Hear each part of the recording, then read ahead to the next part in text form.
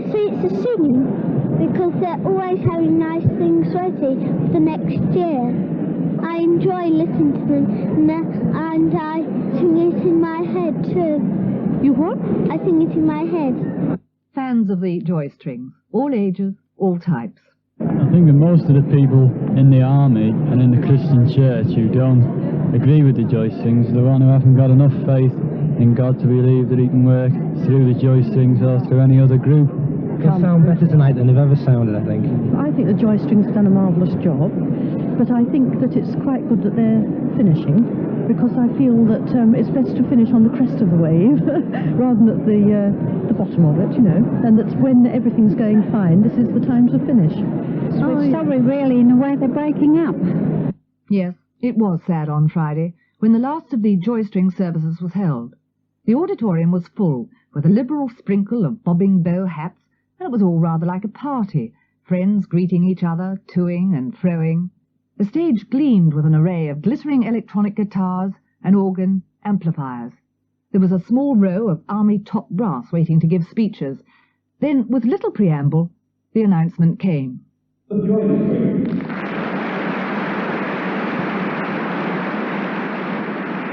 I've a million songs in my heart, and the melody starts when I'm thinking of Jesus I love. I've a million songs in my heart, and the melody starts when I'm thinking of Jesus I love. A million songs? Not quite. But in 1963, when the new pop group called the Joystrings was first heard, its collective heart sounded brimful of happiness as they sang. Well, this intrigued. How or why did they sound so joyous? The great British public listened and was envious, fascinated, antagonistic, and cautious, wary of this new Salvation Army sound, of beat guitars plunking out the gospel of love. It was a sound that all began in the well-tried tradition of discovery by accident, when a rather incredulous girl, Captain Joy Webb, was summoned by her superior officer at the Salvation Army Training College and ordered, "Captain Webb, tomorrow night I want you to get a group together of the cadets who can play and sing with guitars, and you will appear on Cliff Mitchellmore's programme tonight." Well, when they picked me up off the carpet, I staggered out. And we rehearsed a little chorus that I wrote for the occasion called "We're Going to Set the World A-Singing," and we went on. We have a song to sing you, we have a theme to bring you, we have a message from the gospel to proclaim. We have a song to sing you, we have a theme to bring you, we have a Saviour, and Jesus is his name. We're gonna set the world a-singing, we're gonna set those joy bells ringing, we're gonna set the world a-singing of our Lord.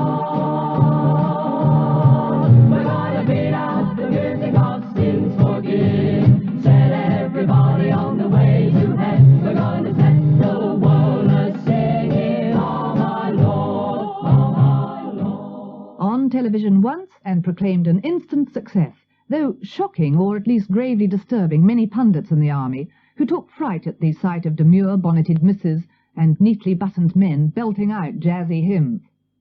The man whose chance remark at a press conference, when he said he hoped the army would use today's language in the telling of God's love, and inspired the formation of the Joystrings, was the then newly appointed General of the Army, General Frederick Coots. Early reaction to the Joystrings was very mixed. How had he felt about that? There were those who had some misgivings, as there are those who are apprehensive of every new venture, and it seems to be that in the proclamation of the Christian gospel we tend to be conservative. It could be because we want to conserve the values of the gospel. But I've been in this particular vocation long enough to know what has to be overcome in order to set a new venture really afoot.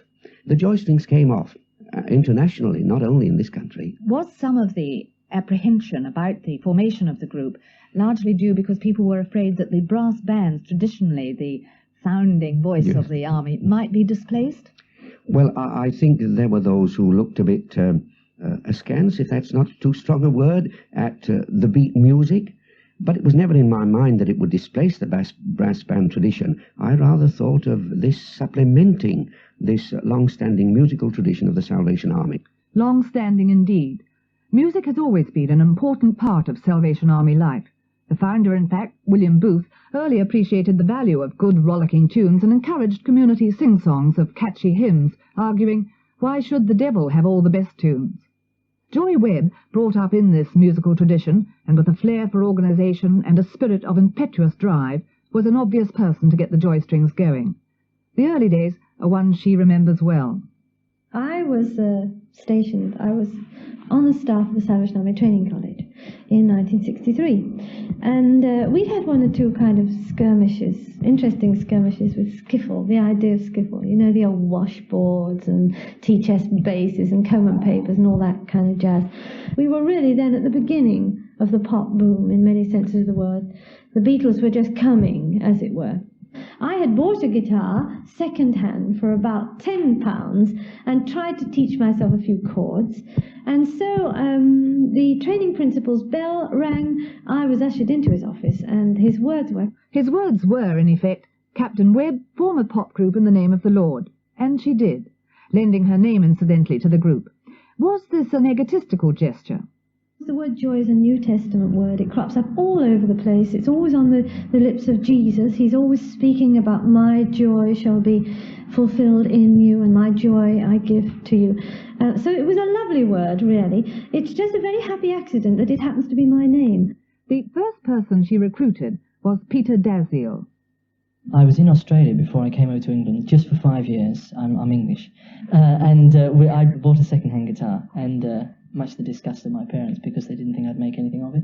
And quite rightly, I didn't. And then when I came over to go into the training college, only 6 months after I bought the thing, I took it up again, learnt 2 or 3 chords, and then all this happened. So it's kind of an act of God that I bought the thing in the first place, you know. What about composing? Have you done very much of it? Yes, I hadn't done any at all until I came to the Joystrings, and I've written quite a number of songs. Love that's in my heart.